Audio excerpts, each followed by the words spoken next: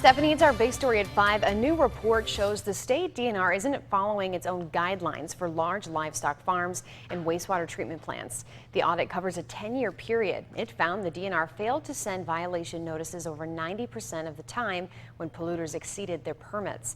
It's a problem the DNR says they know about. NBC 26's Ashley Barnes is live at 5 with a look at how they're working to improve. Holly, an audit recently released shows how far behind the DNR is falling when it comes to sending out enforcement letters about violations. Now, in the last 10 years, out of 558 instances, only 33 notices were actually sent. For farmers like Mark Peterson and others dealing with water treatment, failure is not an option. Farmers are being very proactive and trying their best to control these things. But with a follow-through rate of only 6%, a new audit shows the DNR is not keeping up with its own policies.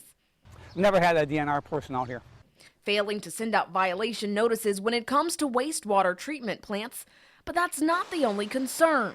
They're not dealing with permits fast enough, and I'm aware of at least one industrial discharger who hasn't had the permit updated in 6 years. It's a serious problem because there could be toxic modifications that aren't covered in an old permit. But the problem gets even more troubling after a violation has been found. There are places where water quality standards are being exceeded, are not being dealt with. A staffing and funding problem, but the DNR says it's working to improve. In a statement, the DNR says it consistently meets its inspection commitments agreed to with the EPA. And when it comes to the permit backlog, the DNR says it has been reduced from 35.4% in April of 2012 to 24% as of April of this year. But for farmers like Peterson, self and friendly regulation has been working.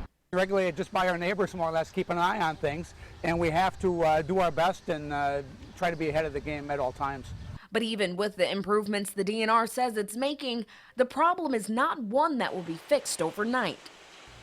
And this audit was more of a quantification audit and didn't look specifically at which cases are being dealt with, meaning it's not known if the violations could have health effects. But that is something that will be handled with further meetings and public hearings in the days ahead. Keeping you connected, Ashley Barnes, NBC 26.